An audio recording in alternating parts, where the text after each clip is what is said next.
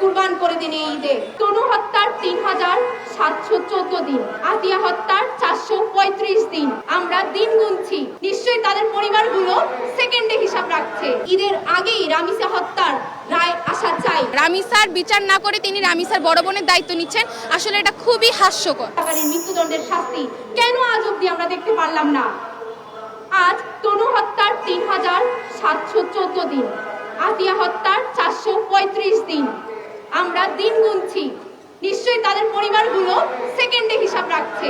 প্রতিটি ঘটনায় আসামি নিশ্চিত হওয়া সত্ত্বেও আইন অনুযায়ী বিচার নিশ্চিত হয়নি, বরং প্রভাব, অর্থ, ক্ষমতার কাছে বিচার হার মেনেছে। সাংবিধানিক বা লিখিত আইন শুধু মুখের বুলিই যেন সরকারের কাছে, তার বাস্তবায়ন রামিসার বাবা দেখেনি বলেই তিনি আজ নিরাশ, হতাশ। শুধু তিনি নয়, বাংলাদেশের প্রতিটি ঘরে ঘরে এখন হতাশা, নিরাশা। তবে আমরা নিরাশ হইনি, তা আমরা হার মানিনি। আমরা জুলাইয়ের জেনজি। আমরা বলতে চাই, শহীদ গাজীরা রক্ত দিয়ে এদেশ পুনর্নির্মাণ করেছে, নিজের ভোট দিয়ে বর্তমান সরকারকে নির্বাচিত করেছে। বিচার না হয় পদত্যাগ, সিদ্ধান্ত আপনাদের। আমরা পুরো দেশবাসীকে মিলে এই ধর্ষণ ও হত্যার নোংরা ট্রেন্ড প্রতিহত করব। রামিসা সহ প্রতিটি নারী, শিশু নির্যাতন, হত্যা এবং ধর্ষণের বিচার নিশ্চিত করতে হবে। অপরাধীর সর্বোচ্চ শাস্তি নিশ্চিত করতে হবে। ঈদের আগেই রামিসা হত্যার রায় আসা চাই, নতুবা স্বরাষ্ট্রমন্ত্রীকে বলবো, আপনার পথ কুরবান করে দিন এই ঈদে। আর সমাজের প্রতি আমাদের আহ্বান, অন্যায় আজ রামিসার সাথে হয়েছে, কাল আমার সাথে, পরশু আপনার সাথে হবে। আর সমাজের প্রতি আমাদের আরো আহ্বান থাকবে, আমরা জনমত না জাগ্রত যদি না হই, আগামীতে অনেক রামিসা হারিয়ে যাবে।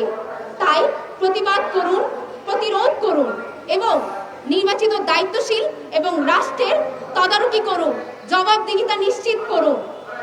শেষ একটি কথা বলে মনে করিয়ে শেষ করতে চাচ্ছি, প্রতিটি অন্যায়ের বিরুদ্ধে জুলাই আবার আসুক ফিরে।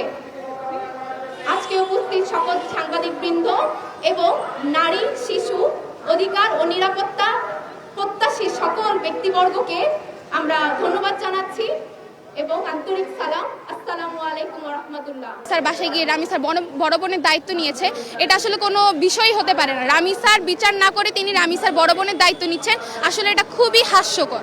আমাদের মূল দাবি রামিসার সুষ্ঠু বিচার।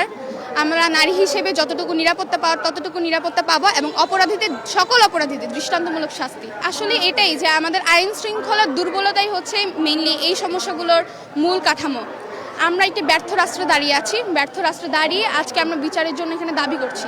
যদি আমাদের রাষ্ট্রে ন্যায়মূলক শাস্তি হতো, সব সময় উপযোগী শাস্তি দেওয়া হতো, তাহলে সত্য কথা এই দেশে আসলে অপরাধটা তুলনামূলক কমে আসতো। কি বাংলাদেশের যে দীর্ঘদিনের বিচারহীনতার বাংলাদেশের যে ক্ষমতাকে ক্ষমতার মাধ্যমে, টাকার মাধ্যমে নিজেকে ছাড়িয়ে নিয়ে আসার প্রবণতা অথবা সরকারকে ইনফ্লুয়েন্স করার যে প্রবণতা, এটার কারণে এই বিচারগুলো হচ্ছে না বলে আমি মনে করি।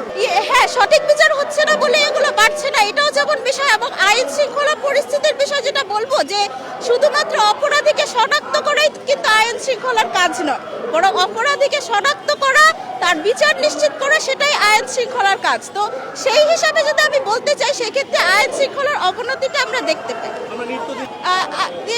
আমি সেটা প্রথমেই উল্লেখ করেছি যে শুধুমাত্র বিচারহীনতার কারণে এগুলো ঘটছে এবং এগুলো বারবার ঘটতে থাকবে।